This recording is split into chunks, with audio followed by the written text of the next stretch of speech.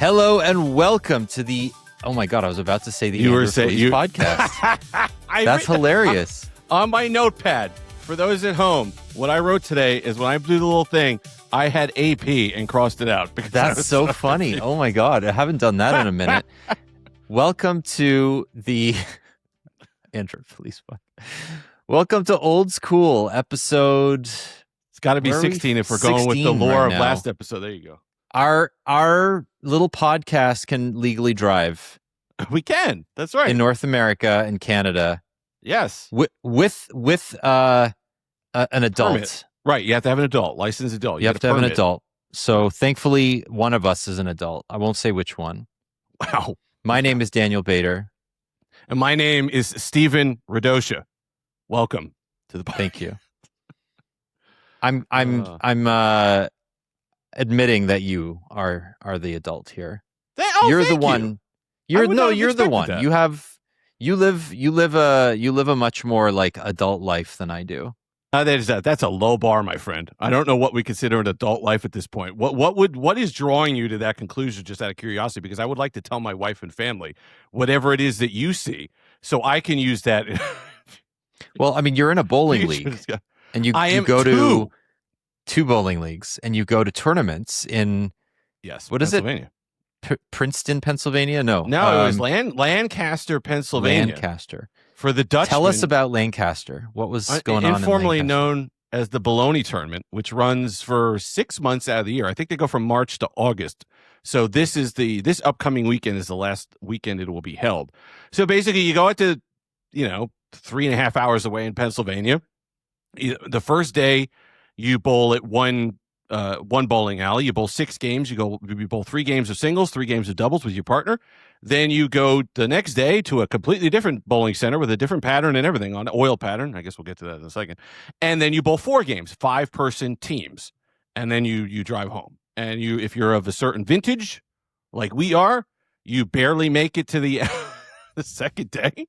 Like your back still gets a little tight, hand gets a little sore, and then I had to roll 6 games between last night and the night before. So we've had 16 games on this athletic frame in the last 5 days or so, and I'm feeling. How are you holding up? I'm feeling it a little bit, a little tight, little sore, but we're doing it. We're here. I'm proud of you. I'm proud of you for pushing yourself. You got to. Like it took a while, and I'll tell you what. For the kids listening at home, the secret on the first day when I was really follow your dreams, kids. Well, you can't reach your goals. I'm living proof. Beefcake. Sorry. So the second.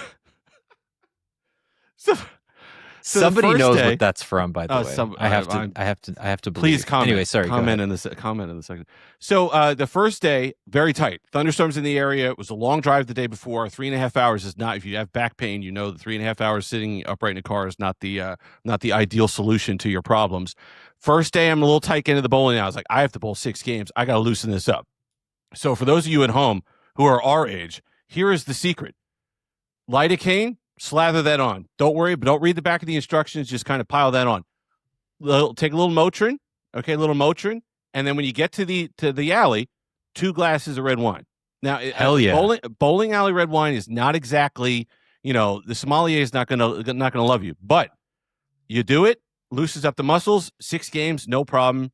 I walked home. No big. Look, the sommelier at the bowling alley is gonna love you. Oh, 100%. Yeah, I don't think they'll be. I don't think George at the bowling alley calls himself a sommelier, but he definitely gives you a generous pour. He gives you a heavy hand. That's all you need. And it was this is like 10 o'clock in the morning. In the morning. Yeah. The second day was worse because they make these fresh orange juice things. I don't even know the alcohol that's in it, but we drank a few of them, and we were on our way. You feel no pain at that point. You're just bowling. No, you're gold, man. At that point, you're floating. Hydration. Your ball is suffers. floating. You're floating. Your whole life is stretched out floating before you. Everything. So hang on. You didn't win, but did you do okay? No.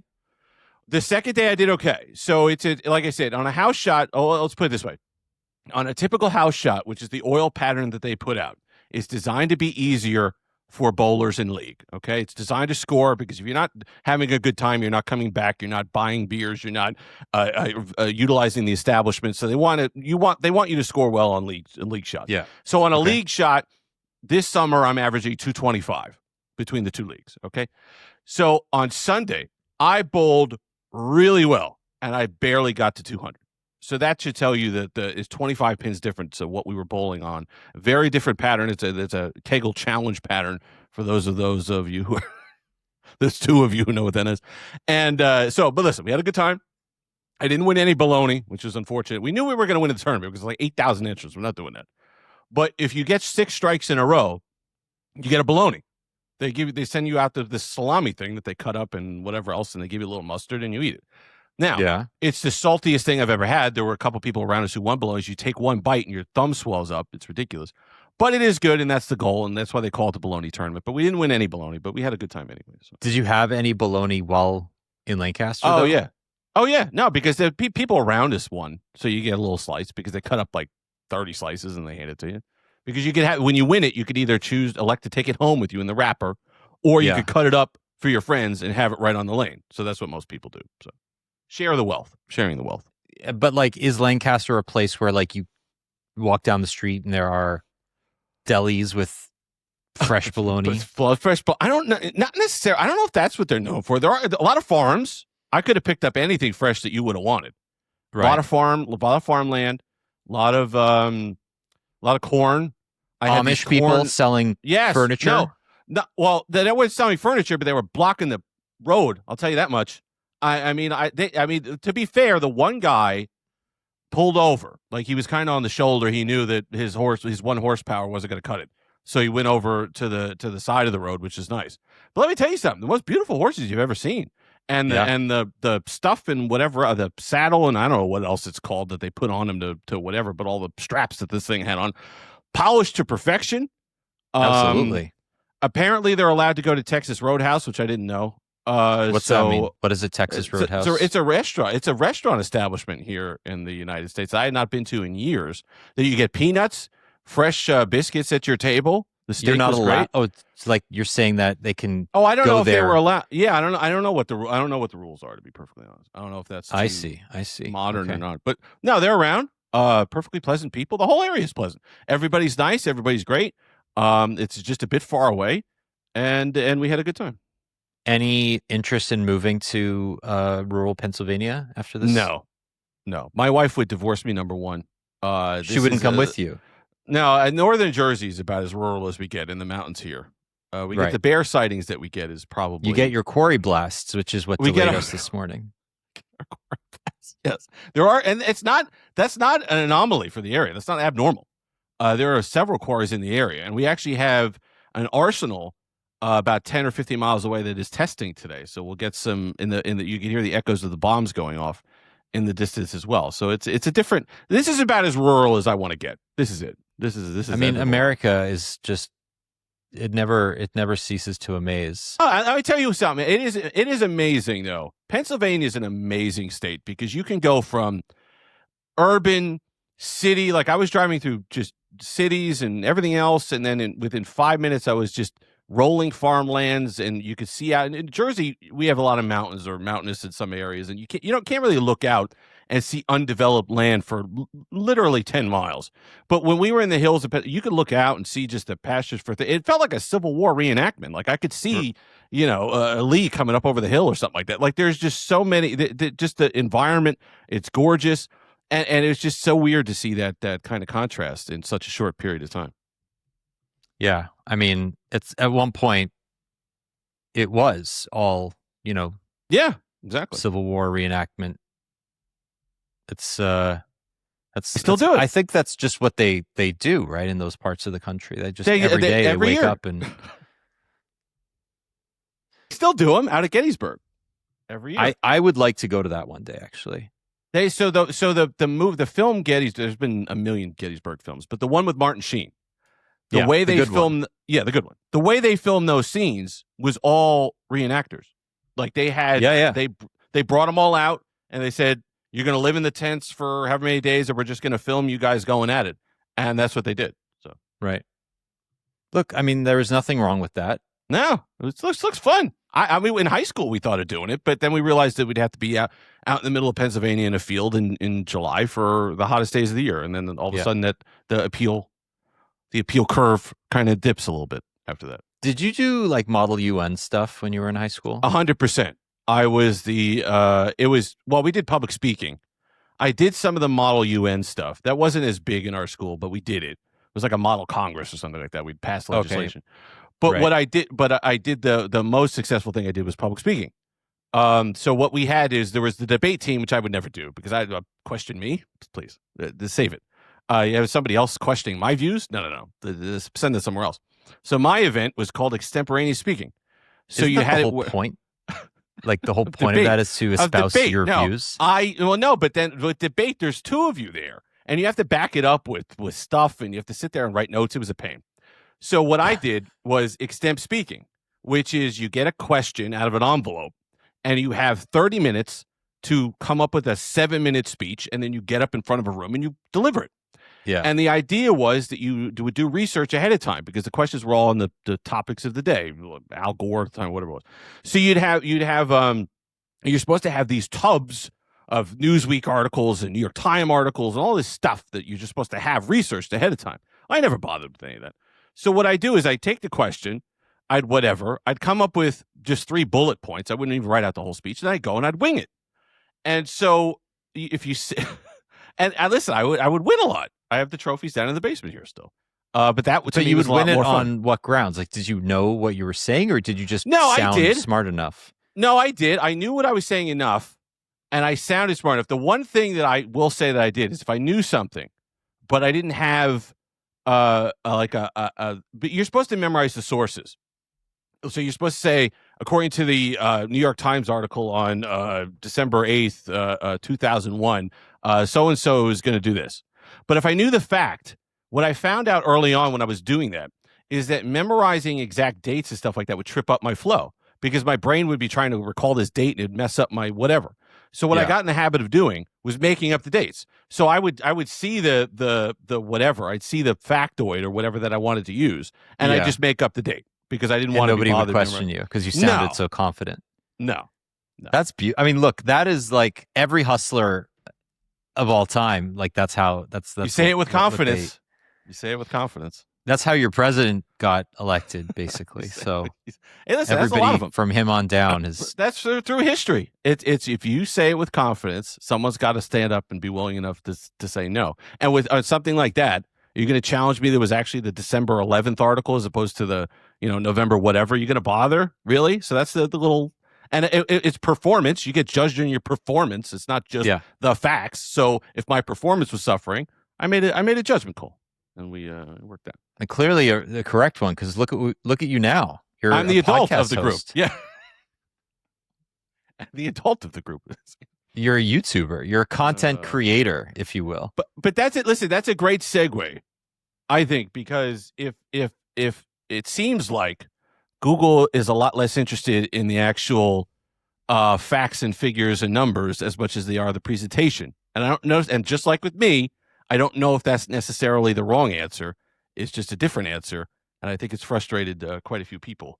Yeah, they just talk with confidence. They just say it with Google, just rolls out whatever on stage. They have their little faux night show that they do or whatever, a Tonight Show that they roll out there, and they say it with confidence, and people buy it. So. Okay, so it's interesting we bring this up because Google's 2 big stories this week have sort of overlapped a little bit. One is the Pixel launch, obviously, and the Trevor Noah hosted Tonight Show knockoff, which I thought was quite awkward, far less awkward and cringy than last year's, but still... That was bad. Still, like, not... I think they got tripped up in, like, trying to make it both a keynote for nerds like us and a Tonight Show knockoff. Like, they had too many product marketers reading teleprompters rather than leaning all the way in and just getting a bunch of celebrities to do the show. And what I think, if they wanted to lean in entirely to it, they should have just had Trevor Noah have a rolling list of guests who had been trained up on these products.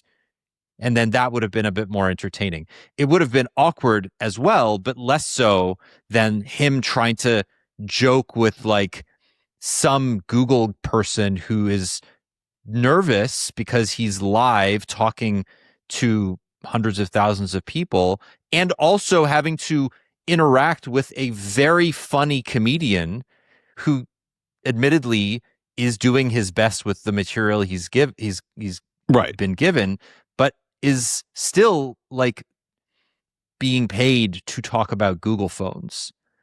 So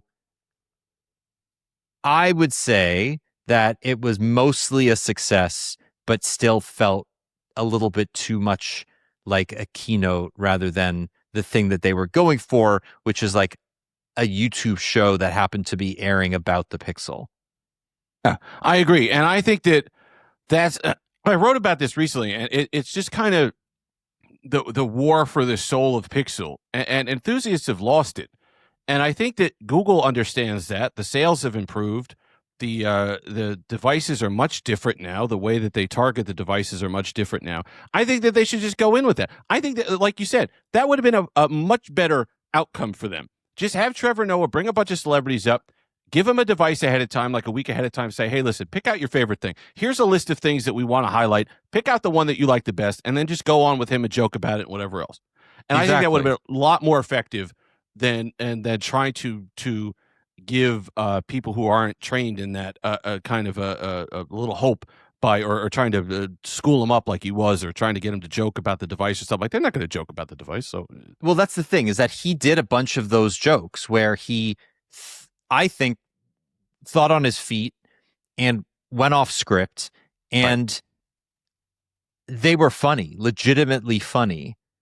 The thing about how they were talking about the colors, and he's like, oh, I like this, I like this, I like this. You know, the canyon one's cool and the fog and whatever, but obsidian, I mean, that's just black, right? Right. You know, Google didn't invent black. I would know, I'm African. And he said that with a straight face, and the woman was just like, yeah, they can't do it. They can't comment. What am I on supposed that? to say to this? I'm just going to move on. And it was very clear that he was trying to get her to engage with him a bunch of times. Rick Osterloh was a little bit more game at the beginning, and I think Rick did a great job, honestly, going back and forth with Trevor for a few minutes. But everybody else just felt wooden and stiff and nervous, and I don't know. I just think it didn't quite work the same way. There was no Jimmy Fallon holding the phone upside down saying, "What's a tensor?" this year, thank goodness. But like, it was still, I don't know. I think it was mostly. No, awkward. I agree. And this goes back to these presentations, and not to bring it back to like, you know, Steve Jobs was the greatest thing ever, but there was a reason why those presentations resonated.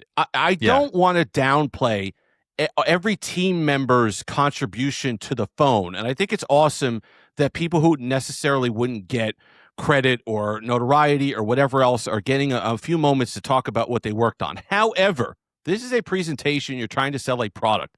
I don't like this idea where 20 people that's not their strong suit, that's not their skill, are getting up and trying to do these things. That's why when Steve got up there and gave the presentation about the device, and he'd bring on Phil Schiller to do like a goofy thing where they're jumping off from the ceiling or something like that to prove that Wi-Fi still works. That worked because it was a presentation first, and then they brought in the rest of it second. So I don't get this idea where it's like everybody gets to give a little bit. I don't think that should be the case. These should be entertainment things. They should recognize the audience. Enthusiasts are going to be happy anyway, so what difference does it make? No, and then the enthusiasts were already aware of everything because the embargo lifted 10 hours earlier. So that was, I think, the more egregious part of this. So weird. That last year they had the show in the morning or in the early afternoon. The embargo lifted then, and you kind of had to watch the show because there was a chance that something new or interesting would be announced. Here, all of us had already, A, been briefed on it, and B, knew everything because it had been live for 10 hours before the actual announcement. And then the announcement happens. It is exactly what you were expecting. So clearly the audience was influencers and regular people more so than us, the nerds.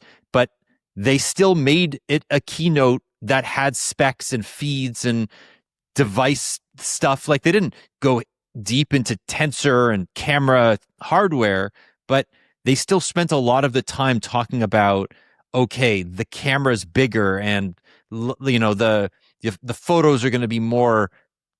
I mean, it's just, it felt a little bit too confused about what it wanted to convey. Exactly. At the same time, what I thought is, like, they're on the right track. Google understands that in order to grow its market share, that in order to appeal to iPhone users, they really do need to make the Pixel a more mainstream brand. And I guess, sure, by hiring people and paying Steph Curry and all of these musicians and all of these DJs and all of these influencers like Alex Cooper, I think they are right. Like, having Giannis Antetokounmpo as like a spokesperson for Pixel, that means something when you're a lead sponsor of the NBA. I get that. At the same time, I don't think it's working, really, because their market share. I just don't think it's working. Like, I think people understand that Google is a company that makes a search engine and increasingly AI products and blah, blah, blah. But when you think about the awareness of Google as a hardware company, I don't think most people understand that. Or if they do they associate the term Pixel with this, like, with Google, the search engine company? Interesting. Yeah, I don't know. First off, kudos for just going right in on Giannis. I would not even have attempted live on tape his last name, so I give you credit for that. More nerve than I have, my friend. So don't give me any credit. Listen, but you attempted it, and listen, you say it with confidence. The internet will never know, because the magic of editing will mean that I said Giannis the first time. But no, I come from it the other angle. I think it's the right strategy. Now, yeah, obviously we could debate whether it's working or not, and I think that's a more interesting question.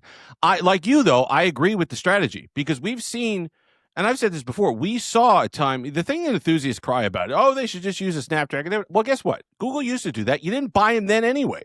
So there used to be a time when it had the Snapdragon 855, I think, in the Pixel 4 XL, and they had it in the 845 and the 3 XL. And there was a time when Google, and the 765 and the Pixel 5. If you recall those strange COVID years where you could technically get a more powerful Pixel 4 XL for less money. Correct. That was an odd point. But we saw this before, okay? We saw Google try to go spec for spec with Samsung and LG at the time and Sony and whoever else was left. And it didn't work. You didn't buy them, okay? So I don't want to hear it.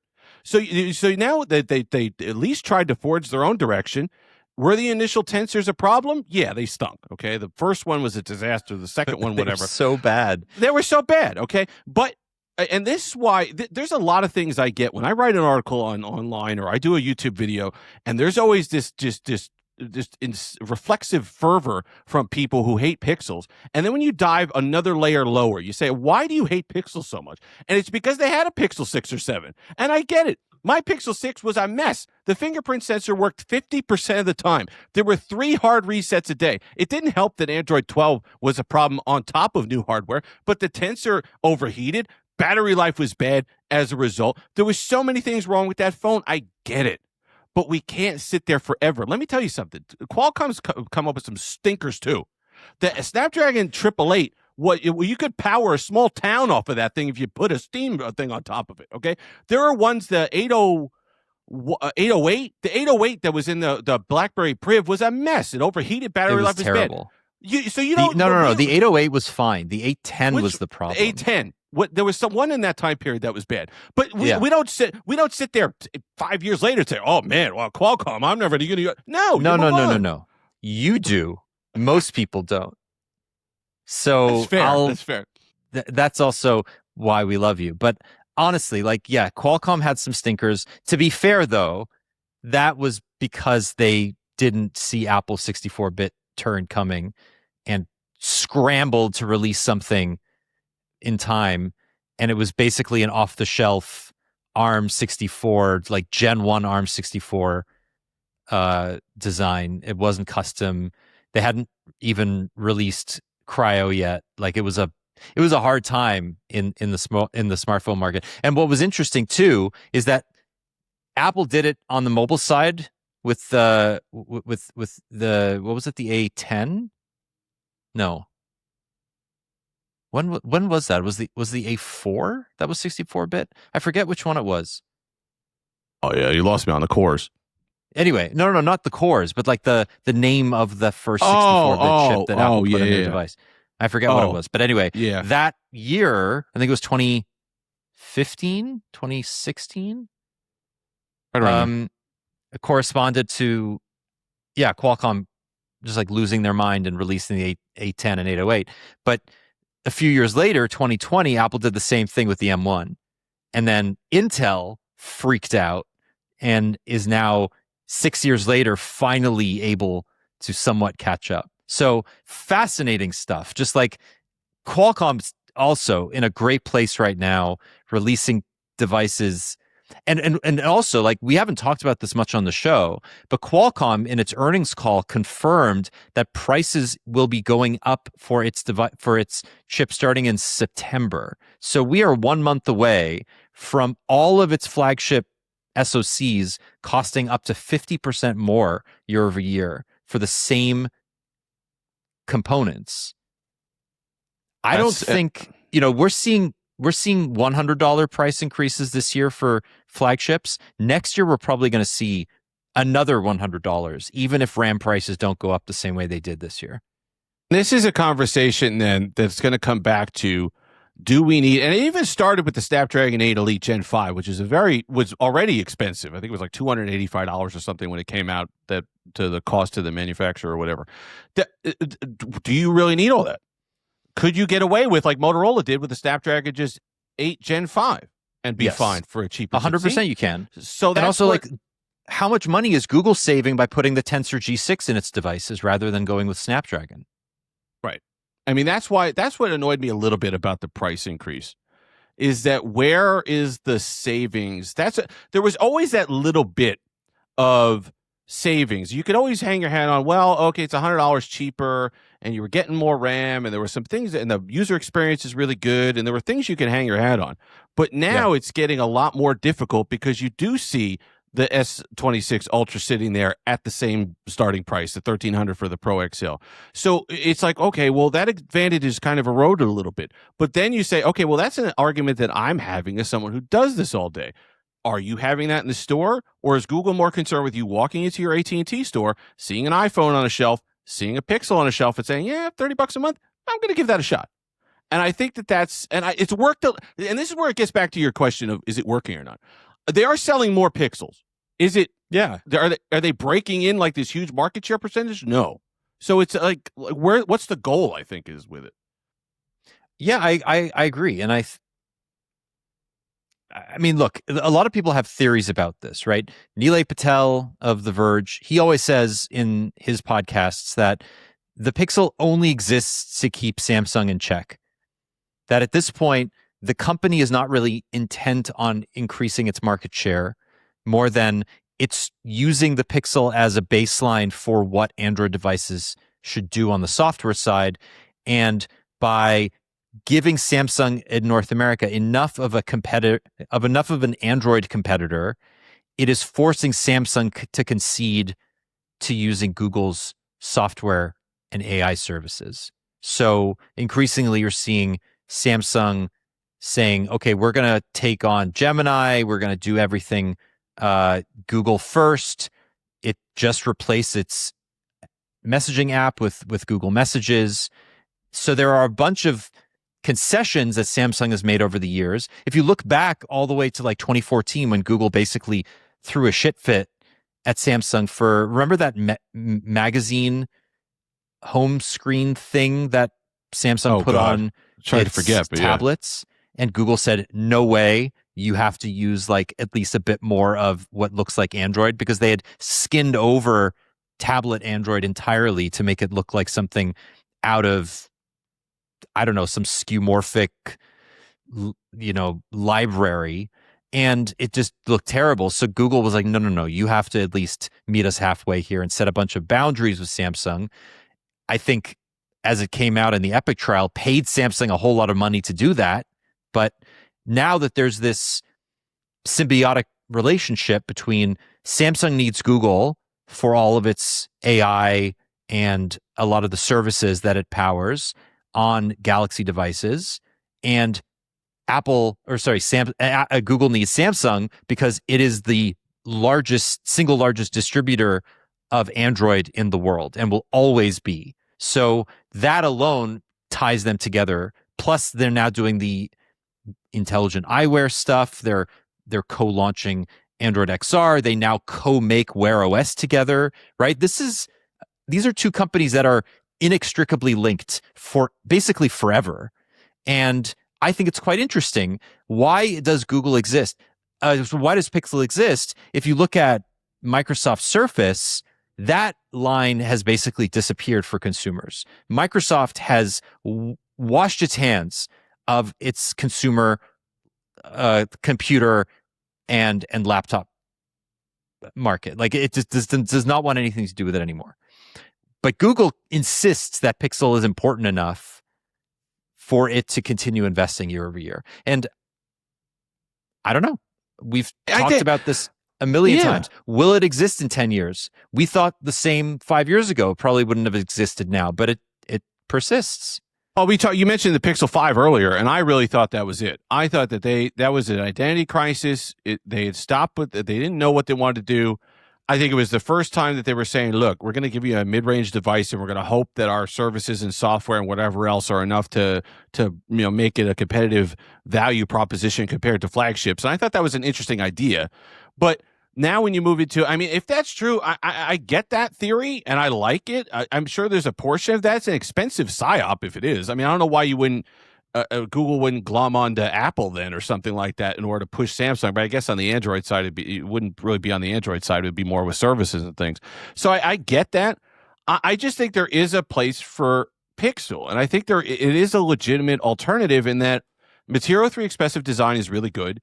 If you use them, One UI 9 is fine. I've used it on the Z Fold 8, and I like what Samsung's done with its software. But if you use a Pixel, it is slightly more intuitive. It is slightly like friendlier. So I can see that as a more natural transition for people who are frustrated with iOS or they're frustrated with iPhone and they're done with it. So I feel Google's kind of positioning itself as, hey, we're the friendly, we're the fuzzy, cuddly alternative. You don't have to go to the big bad Samsung. You don't have to dive head first into Android. You could come over here and we'll kind of show you the ropes. And if you want to stick with us, great. And if you want to move on to the deeper waters, that's fine too. And they're making money in the meantime. I mean, it's not like they're selling them for free. So I think there's a bunch of different factors going on there. Now, where Pixel is in 10 years, I don't know. But like you said, I would have written Pixel phones off a long time ago, especially after Pixel 5, Pixel 6 was a mess. I'm like, how long are they going to keep taking these lumps? But they stuck in there. They obviously put the effort into making Tensor better. We'll see. I mean, I don't know. Are you allowed to talk about Tensor G6? I'm allowed to say that I have it. I'm allowed to show you. I know the double. So there's a double embargo, and we can't talk about it. But I'm allowed to show you that I have it. Right. I'm allowed to show you the home screen. Literally, yes, the home this screen. is the only thing that I can show you. Yeah, the double embargo. It has a home screen. Other than that, I cannot say a single thing about this, other than the fact that I have the one that is purportedly light green, and I would like some confirmation here that this is not green. This is white. But are they saying it's fog though? Are they saying no? green? They're in. If you go to the website and you look at fog, it is green. Nobody will dispute this. Okay. I was excited. I was like, yes, I'm getting the light green because I didn't like the olive color. The olive color was a bit garish for me. No, I can't. But I'm like, and the Canyon one is just like chef's kiss. It's beautiful. Oh, that's beautiful. I'm hoping that's also the Obsidian being matte this year. I haven't seen what it will look like after you touch it 5 times, so you never know. But I think that's a nice option too. That is nice. That's a nice option. You're right. The Canyon is gorgeous. That's the one that the olive. I had the thing with the olive. The Motorola Edge only comes in one color this year, and it's that olive, bronzy, whatever combo. And it's nice. It's premium, but you get tired of it quick. I get tired of it quick. So I'm with you. I like the fog when I saw it in person. I did see a little stormy. We've had tornado warnings here in the past few weeks. I like that stormy sky building a little bit. The fog coming in, but yeah, I get your point. But no, it's an interesting question. I think as to what works and what, and I think that the strategy, at least, I think we both can agree that the strategy is correct. They don't want to go with Samsung, go against Samsung spec for spec. I like you said, that's not their goal. So where do you carve out a place for yourself in the marketplace? I think the area that Google's chosen, if it's going to keep making Pixel devices, is the correct one. Yeah, for sure. But I also think this is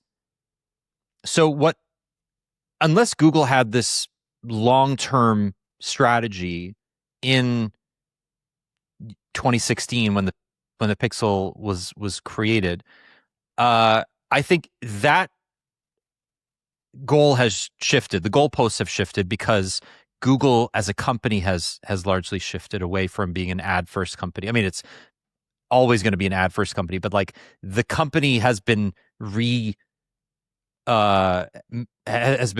around DeepMind and AI, and everything has been, the tendrils go out from there. All the products are now informed by how they can be refactored using Gemini. But back in 2016, that wasn't realistic. Google, I think, did want to compete against Apple and Samsung for market share. And then after, when the Pixel 6 came out and they realized that likely wasn't going to happen, it became a bit more about, okay, Google is this blank slate for Pixel is this blank slate for Google services. Increasingly, we're going to show off what we can do with AI on the Pixel software side. And the G6, with its TPU and custom cores and stuff, I think is just like a side hustle for Google, right? Because Google is making all this money using creating TPUs for its data centers. And this is not dissimilar. It's just a very small, slower version of that. Creating custom cores is, I'm sure, an investment, obviously, but it's not like these are extremely customized. They're still like variants of what ARM is creating. And I think it's less about, unlike on the AI side where they want to be first, they want to be seen as state of the art. And we'll talk about Gemini 3.7 Flash that was released this week later. I think on the mobile hardware side, Google is just content being in the running, like being able to have an SoC that is good enough without increasing the bill of materials so much that, because if this, I go back to the fact that if they had been running a Snapdragon 8 Elite Gen 5 on this, the cost would have been $100 more than it is. Yeah. I think that's just true. Do you think part of it's like the Amazon model in a way from years ago? Like, listen, we don't care. Like, just get these in a bunch of homes. Just get them as many homes as can. We're going to make them cheap enough where just get them in homes, get them in hands, so you have this kind of installed user base that you could then have your services and whatever else on. Yes. And then so that would be a useful listen. That's money. That would be worth it for them in that case. I mean, think about this, right? A year ago, every single Pixel came with 1 year of Google AI Pro, which is $20 a month. I dismiss that immediately as just a gimmick, right? Why would you subscribe to a Google AI service when free Gemini is good and everything else that comes with it is useless? Now, I understand what Google was going for. You get 2 to 5 gigabytes of terabytes of storage for your photos. You get AI that is actually useful, especially as it's iterating On the coding side, again, I don't think the usage limits are anything like nobody's going to care about that because nobody's using anti-gravity, but still, like people use Gemini a fair bit. They may butt up against some of those usage limits on the free tier or the plus tier. But I think moreover, you get now Nest Home Premium included. You get YouTube Premium Lite, and you get Google Health Premium. So you get 3, I think, quite valuable products in that $20 a month subscription. So last year they were giving a year. Now they're giving 6 months. And I would bet that those 3 add-ons alone would justify continuing to purchase that subscription for a lot of people. Absolutely. And the big one for a lot of people is YouTube, which they refused to do for a long time. They were giving like discounts for a while or something like that. YouTube Premium Lite is a big deal. And I agree with you. I absolutely agree. That is Google wants its say. The Google PR is here. It wants its say in this conversation. But yes, no, I absolutely agree. And it's just get them in hands, have a platform that you control in some way so you could see the usage and stuff like that. I do think that there is value there going forward. And that certainly is the goal of Pixel. I know you're excited. So have you used the new one? Have you used 3. Talk to me about Flash? No, yes. I haven't. I barely. Okay. It came out yesterday as we're recording this. Okay. It seems like a slightly upgraded 3.6. 3.6 though is way better than 3.5 Flash. Okay. But I think it is not important. Like 3.7 Flash is not important really in the scheme of things. 3.5 Pro, 4, Gemini 4, they are still a long way off. I think parallel between what's going on the AI side with Demis Hassabis and Jeff Dean being, ousted kind of over the last couple of weeks. Demis Hassabis moving into a chairman role at DeepMind, and Jeff Dean leaving to start his own drug discovery AI startup that's being funded by Google but is not part of Google.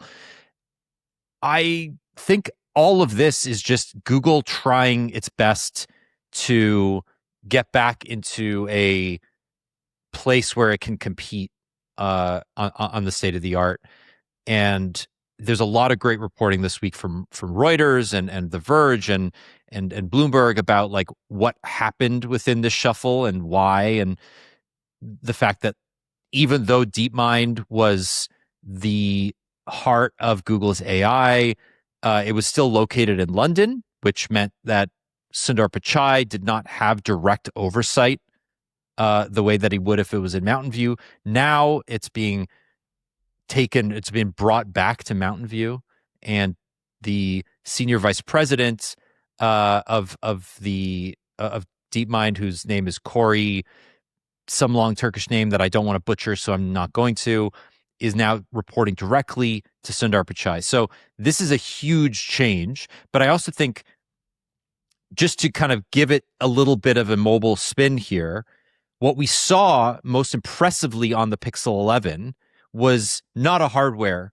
upgrade, but the fact that most of the AI improvements were due to a much, much faster TPU and a more a better optimized version of Gemini Nano 4. Gemma 4 that has been optimized for tensor SoCs. So Google announced this earlier this summer that they had refactored Gemma 4 E4. It's like the 4 billion parameter model, that they had optimized it specifically for tensor. Now, Gemma 4 is their open weight family of models. You could download this, run it locally if you want, and having a version of it optimized for tensor means that you can preload the entire thing on a Pixel 11 and it will just work. So a lot of the things that it's doing that can't be done on the Pixel 10 series and prior is because it can run this larger model more efficiently all on device. And this stuff like Rambler that you saw is all due to that. And I think that's fantastic and really interesting. I do like that. I like that a lot. I think that shift is going to be interesting. I mean, as a guy that's not overly AI versed, having being able to run the model on the device, I think is where, and you've noticed this before with your own experiments at home. I mean, obviously not on a mobile phone, but on these devices that you have around that are running the models locally. I do think there are advantages to that. And I really like that. That if they can start doing that on these devices, and if the tensor TPU optimizations get us there, I do think that is interesting. I like that. But it's also it's happening. Like Google increasingly is becoming just a hyperscaler for other companies. Like they're renting compute to Anthropic and OpenAI, and they have a vested interest in making their TPUs as powerful as possible to compete with NVIDIA. And, like, obviously it's a very different thing putting it on a small SoC, but those improvements will trickle down as those generations go on. And I think as more of the on-device AI offloads work from the CPU and GPU, we'll see a world where you don't need massive year-over-year improvements to the CPU and GPU cores, and which is exactly what we're seeing. Google's saying the G6 is like 50% faster in single core and 25% faster in multi-core and 35% faster on the GPU side, or whatever the numbers. I don't know off the top of my head, but like, does that factor into anybody's consideration when they're buying this device?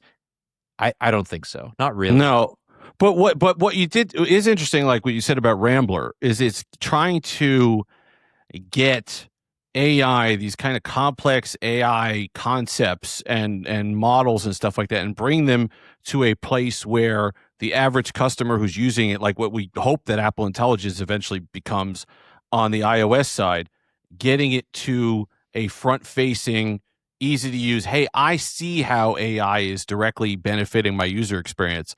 And I like that Google's starting to get there in some ways, and at least focusing on that in a way that I think either, I don't know, maybe wasn't possible on these devices in the past. Now we're seeing it with the newer stuff, or they just didn't feel was important. And I hope that that Apple follows suit in the way that you've talked about several times on making Apple Intelligence kind of that feature that's like, oh, I get it now. This is why I care about this. This is why I upgrade my phone, even though I have a Pixel 9, because this is what I'm getting, and it does make a difference to my life in a positive way. Right. It also makes it frustrating that if you own a Pixel 9 or Pixel 10, some of this stuff will be gated. And I think that's crazy. Like Google's pretty good about bringing previous versions of its features to older devices. And this is not like unique to Google. Uh-oh, I just lost one of my lights. That's okay. It's not unique to Google, but it is true that as more AI stuff becomes reliant on local models, those limits will be reached more quickly. I do think Google's pretty good about backporting older local only features backporting to local only features to older devices by enabling cloud access to them, so they're a little bit slower and a little bit less secure, and you're going to have to approve those compromises. But ultimately, Google can do this. It's able to, and in many situations already does. So I think that's interesting. No, and like you said, no, go ahead. No, like what you said, it's not exclusive to Google. I remember giving Samsung a very hard time on the saying that things like Now Brief and Galaxy AI would not be coming to the Galaxy S24 Ultra series, which annoyed me because we barely scratched the potential of something like a Snapdragon 8 Gen 3 at the time.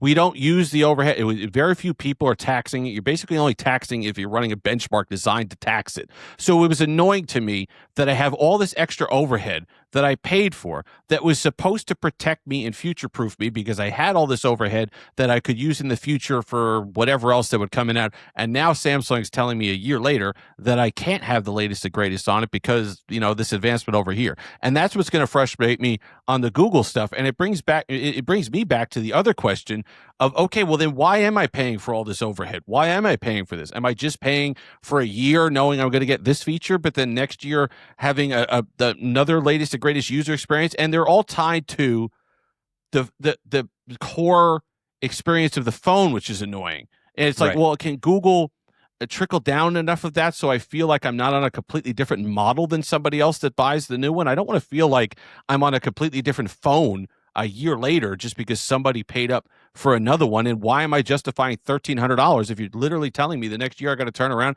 and spend another whatever after I trade it in? That's it, right?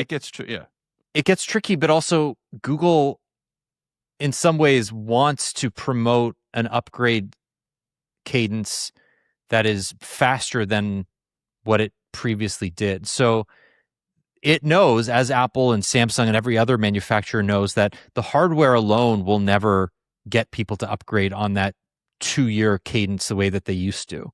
So phones have 7 years of updates. They're more resilient to scratches and falls. Performance headroom is greater than ever, so updates don't tank the performance the way that they used to. How else are you going to get people to upgrade every 1 or 2 years? You have to gate some of these AI features that are like meaningfully improving the way that they use their phone. I hate that, frankly. I think that's terrible, but I also think like the impetus is there to fragment some of these feature sets in order to encourage others to upgrade on a more regular basis. That said, like I don't think it's necessary. I think because so much of this AI can be offloaded to the cloud, they may find a way to do it and maybe just charge money, because if you're doing something locally, it's free, and if you're doing something in the cloud, it's expensive. So maybe you say, okay, you have a 3-4-year-old phone, that means you have to pay an extra $5 a month, or at least like have this subscription in the first place in order to access the same features that a newer phone can get for free because they're doing it on device. Yeah, and we're seeing the kind of end game of what you and Will used to talk about on the old show all the time, how they a few years ago started to separate new feature sets from versions of Android. It wasn't necessarily a big deal that Android 15 was coming out and had all this extra slate. Android version upgrades were becoming just kind of backbone API things for developers, whereas the Gemini upgrades were what were the headline features, the new stuff, Gemini Intelligence, all the rest of it, to create that model that you just described. Because you're like, well, hello, I'm getting Android 17 on my phone. Why don't I have all this stuff though? No. It has nothing to do with the Android version upgrade. It has to do with all this other stuff that we've got that now you have to pay for over here or buy a new device, and it stinks. But it is that you could draw a direct line to where that was to where we are today, and it kind of stinks. It stinks. It's the way it's going to. Apple's going to this leasing model now. They want everybody to lease their phones, so you're never going to know what you're paying for anything. You're just going to pay $35 a month or $40 a month for the rest of your life and have a whole ecosystem or whatever it is. And Google, and I'm sure all the rest of them will eventually get there as well. I mean, I'm going today to my car dealership to buy out my lease because I'm in this weird position where I don't want I don't want the car that I have anymore, but I'm getting a new car. I'm not going to talk about which ones, but I have to have a car in the meantime. So I'm going to buy out my lease, which is relatively inexpensive, sell it, because the equity is still higher than my residual, and then use some of that money to invest in the new car. And what I find so ridiculous about this is that the dealer hates this. Like, Apple doesn't want you to pay off your phone and go to Samsung. Like, it's incentivizing, now that there's a leasing program, it's incentivized to just get you to upgrade every 2 years or every, however long. Like, that may be true on the mobile side, but if you're buying a laptop, are you using that opportunity to like upgrade your laptop every 3 years? Yeah. See, that's the one that caught me. The phones, this is a model that we're pretty used to and comfortable with. It was the laptop, because I have an M4 MacBook Air. By the way, you could tell people it was a Rolls-Royce Phantom you're going to get. We know how you roll. But the it's not. It's a Tesla Roadster. I mean, I just need it to be honest. The Roadster, yeah, you need the extra torque. But an M4, and I was like, okay, and I was seeing some of the prices quoted for a fairly well equipped MacBook Pro 16-inch. Mm-hmm. So I'm like, well, okay. I mean, it's a tax deduction for me anyway because I use it for work. But I'm like, what? It makes it enticing enough. I'm like, for $100 a month, I could get a pretty solid Apple ecosystem, and I feel like enough people, especially if you don't need you're not worrying about a lot of stuff. You're just like, oh, next year, the new one. You're not worrying about upgrades. You're like, oh, I'm just going to go to my Apple store every September, the first or second week of September, and hand it in and get another one. I do think there's some appeal there in a way that there used to be appeal in the carrier system where it's, okay, I'm going to pay whatever, get my subsidized device, and 2 years from now, I'm going to walk in and the gentleman's going to, whoever is there is going to fix it up for me and I'm going to walk out. Like, I do think there is some appeal to that, and you're willing to pay for that kind of convenience. Yeah. Yeah, I mean, look, I don't have the numbers in front of me. I assume the interest rate is not enormous. I thought they were not interest free. I think they were interest. Is it interest free? I think they're using like the Klarna, right? Yeah, that's a good point. Would it be interest free with Klarna? Because I thought the appeal was it was like the carriers where there was no. All right, now we're gonna look that up. Maybe it isn't. Maybe there's interest. So, like, I know, for example, if you finance an iPhone using Apple's monthly financing system, there is no interest rate. But if you finance a Mac, it's I think like an 8% interest rate. So my guess is because the amortization period for the Macs is longer, there won't be any interest. Right. But because the financing options are 24 months, I think you pay you pay higher interest. But yeah, right. This leasing program through Klarna, I don't. You're right. I don't think they're going to charge interest. I just think they're going to build the cost of it into the program. Yeah, and because the devices are getting more expensive anyway, it's like, yeah, like Apple got a $2.2 billion tariff refund the other day. It was the largest tariff refund in the US of all of the companies that received one. And I don't see them passing along those savings to consumers. No. And I have a question for you. This is kind of an offshoot, but how much do you think the iPhone Ultra will cost? So the foldable. The fold, yeah. I think that I think a lot of people quite accurately pointed this out on the internet that the leasing program coming out just shortly before Apple's going to release a foldable is not totally coincidence, and I do think it is a way to help offset the cost. I think the magic number for them, I think $21.95, $21.99. I think $21.99. I think $2,200. Yeah, I mean, I could easily see them going higher, but I just don't know if even they could get away with a $2,500 device. Like, I just don't see. I mean, even 22 is ridiculous. It's not like that's cheap, but no. I don't like 25 is just such a like. That's why the Apple Vision Pro is just like $3,500. Like, really, like that is a monster number. So yeah. I just feel like to keep it in the realm of what we've seen before, $2,200 is about right. But you're never going to see that number. Like, if you went to the Google store the day of the launch, you had to go through 7 clicks before you saw the full price of the Pixel 11 Pro XL. And I think that's what you're going to see more and more of. We saw what all the carriers went to 3-year contracts instead of 2 for financing. That way the phone, like, okay, sure, the phones went up another 30% or whatever it did, but your monthly payment didn't. So what actually come out of your pocket every month, you don't feel that pinch because it didn't really matter for you that much. So I think that Apple's going to hope for the same thing with an iPhone Ultra. It's like, yeah, it's $2,200, but through the Klarna deal, you get it for $40 a month, trade in a iPhone 8 or something, so I think that's going to be it. What do you think it's going to come in at? I think it'll be 2,000. Oh, you think they're going to hit that number? Yeah, I don't think they're going to go above 2,000. I think it's going to be $1,999. I like that. Maybe that would be. I don't know, but I just don't see them being able to justify going higher than that. No, I agree with you. I just feel like it's going to be premium. I guess they could control costs with the A series chipsets. I just, it's Apple. That's what just drives me back to it. It's like, it's Apple. It's Apple. They're going to make it, and they're going to explain away somehow why it's so expensive. Here is my theory about this. So they crossed the Rubicon in 2017 with the iPhone X, right? The iPhone 10 was $999.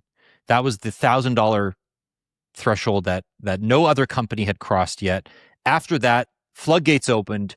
Note 10 was $999. Like everything was $999 after that. I think Samsung has already crossed that threshold with the Fold 8 Ultra, and it's what, $2099. Or is it with 20? Yeah, $2099. Yeah, it is $2099. But I also think that that Apple will try to keep the entry level version of this to $1999. Yeah, in a way that will like say that they can, that they're not going to say that they undercut Samsung. They'll never mention Samsung, but I think it'll be something to be said about like, okay, they didn't go to that $2,400 price, but also being $1999 the first year sets them up to do a $100 price bump every year after that. And I think that is a lot easier to stomach if you're starting off at $2,000 rather than like $2,200 or $2,100 anyway. It's also like they're only going to have 2 cameras. They won't have 3 likely. My guess is that it will like lack a few of the pro features somewhere else. Interesting. So we'll see. I don't know exactly what it'll be, but that's my guess. It'll be 2,000. No, I like that. That's solid. I think that's pretty close to what it's going to be, and it's going to lack some of the I think you said this last week, that it'll be more in the Air family and related to the Air than it will be the Pro and the whatever else. I think that's absolutely true. I think that's true. Did you notice? I didn't notice this until my colleague Ben pointed it out, but one side of the Pixel 11 Pro Fold is thinner than the other. That's bizarre. So the left side, the one without the USB-C port, is like a millimeter thinner, and they did that because obviously you can't get rid of the USB-C port, so you have to make that side, the bottom side, 4.4 millimeters or whatever it is. But you can get the other side slightly thinner, and I don't know. It's weird. It's like a weird. I don't think it messes the equilibrium up too much, but like it's kind of strange. That is strange. Did you play with it? No, I didn't get it. So this is going back to the other thing. They gave traditional media more slots. YouTube side, however, fewer slots than ever, talking to friends. So I didn't even get a hands-on. Oh, that's too bad. I am getting a unit, but it's just I did not get a hands-on. So Google's a lot tighter and leaning more towards traditional influencers as opposed to media as far as the slots are concerned, and that leans into their strategy. Unfortunately, I'm the one that has to go this week because we got construction going down here in a little bit. I know. So I'm sorry. I'm the one who I kept ranting about. No, this is good. You didn't even let me talk about Grok 4.6. I mean, I had another 10 minutes on. Yeah, 10 minutes on Grok. Oh, we save it for next week. That'll get them. I have to deal with the. Let me tell you something. I'll keep it brief because I gotta go. If there is ever a cat cemetery in your backyard, follow your gut and don't move it because bad things happen when you do. And now I had a flood in the basement because we moved a cat cemetery, and it was absolutely the souls of those cats that were coming back to get me. I'm never visiting you. Basically, I will die in your house if I ever do. It sounds like the beginning of every single horror movie. 100%. And I warned my wife. I said, don't mess with it. Just leave it there. It's fine. Don't mess with it. And nope, it was making her uneasy, which I get, but. Now we dealt with the wrath of the cat souls. Good luck, my friend. Thank you. I will see you all next week. Thank you for listening. Good luck, Stephen. See you. Bye. Thank you. Goodbye.